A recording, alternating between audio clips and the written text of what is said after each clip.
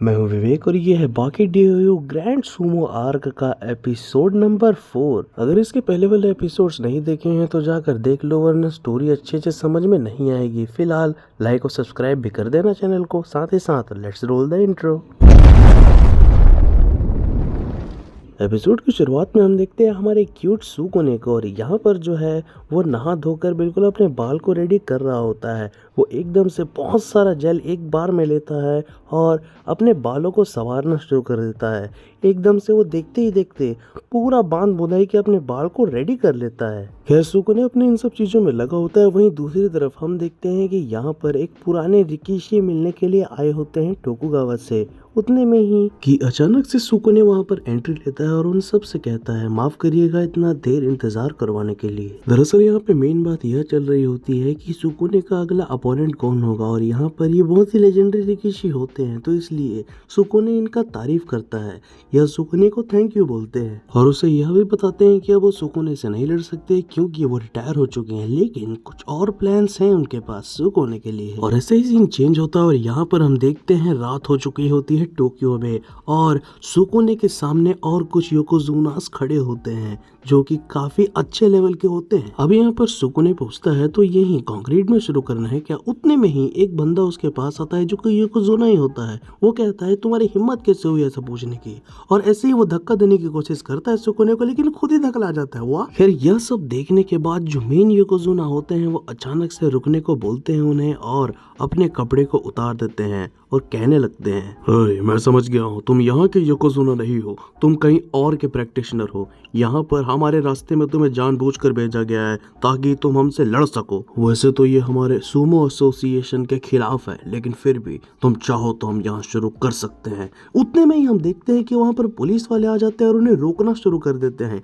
लेकिन यहाँ पर इस बंदे की प्लानिंग ही अलग होती है। मैं तो रेडी हूँ बच्चे, लेकिन इस बीच अगर तुम्हें चोट लग गई तो इसमें मेरा कोई हाथ नहीं होगा।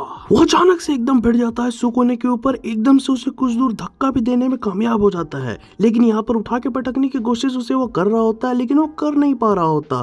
तभी अचानक से सुकोने अपना जाइगेंटिक हाथ उठाता है और पकड़ लेता है उसके शोल्डर ब्लेड। ओलिवा के मसल्स तो फिर भी इतने ज्यादा विजिबल थे, लेकिन यहाँ पर इस सुमो के अंदर बहुत फैट है। उसके बावजूद अपने लाजवाब ग्रिप स्ट्रेंथ की मदद से एकदम से उसके शोल्डर ब्लेड को वो पकड़ लेता है, साथ ही साथ खिलौने की तरह घुमाकर एकदम से उसे ऊपर टांग देता है। और यह सब देखकर लोग एकदम से बावरे हो जाते हैं, और एकदम से वो क्या करता है मालूम, अचानक से उस सुमो को प्यार से एकदम धीरे से लाड दुलार से आगे की ओर ले आता है और शांति से गोल घुमाकर खिलौने की तरह खड़ा कर देता है। इतना अपमान करने के बाद सुकोने उसे थैंक यू बोल देता है। यह सुनकर एकदम से वो गुस्सा हो जाता है और एक घूंसा मार देता है उसके मुंह में, लेकिन यहाँ पर सुकोने कोई रिप्लाई नहीं करता इसके बाद, और वो बढ़ जाता है आगे की ओर। वो रास्ते में जा ही रहा होता है, तभी उसे अचानक से एक हसीना मिलती है और यहाँ पर वो कहती है, आप वही है ना जो कि उतने लंबे दीवार पर आराम से चढ़ गए थे, वो बहुत कूल था। किरब अपनी इतनी अच्छी तारीफ सुनकर यहाँ पर सुकोने उसे ले जाता है अपने साथ। अब कहाँ ले जाता है, क्या करता है, ये मत पूछना,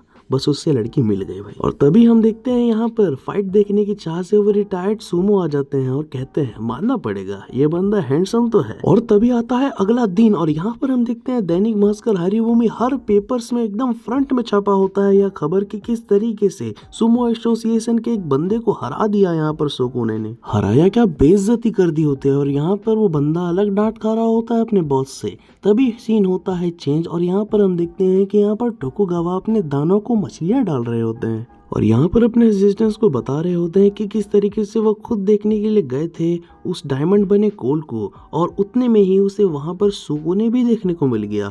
वहीं से ही उसे यहाँ लाने का विचार उन्होंने बना लिया था। उसके पूरे दिन का शेड्यूल उन्होंने ट्रैक किया था, उसकी पूरी ट्रेनिंग देखी थी। वो कई कई घंटे शायकी करते खड़ा रहता था, उसके पूरे शरीर से एकदम मोमोज की तरह भाप छूटती थी। यहाँ पर एकदम से वो कई घंटों तक एक ही स्टैंस में खड़ा रहता था, बहुत ओल्डेस्ट मसल टेक्निक को यहाँ पर वो ट्रेन करता रहता था। सुकोने को बहुत ज्यादा टोकुगावा ने टटोला होता है। तभी सीन होता है चेंज, और हम देखते हैं यहाँ पर फाइनली अंडरग्राउंड अरीना में सुकोने को लाया जाता है। वहाँ की वो रेत को देखता है जिसमें दांत और बहुत सारे नाखून पड़े होते हैं। फिर सुकोने को यहाँ पर आके अच्छा तो लगता है और वो पूछता भी है तो यहाँ पर आगे मुझे क्या करना है। उतने में उसे कुछ अजीब सा फील होता है और उसके पीछे और कोई नहीं, हमारा बाकी खड़ा होता है। बाकी के लेग ग्राफिक्स यहाँ पर काबिले तारीफ लग रहे होते हैं, मतलब काफ्स को तो देखो यार, एकदम सुकून के लेवल के लग रहे हैं। और बाकी कहता है, लगता है तुम्हें नर्वस फील हो रहा है, चिंता करने की जरूरत नहीं है, शुरू शुरू में नए जगहों में ऐसा ही लगता है। उतने में सुकून जवाब में कहता है,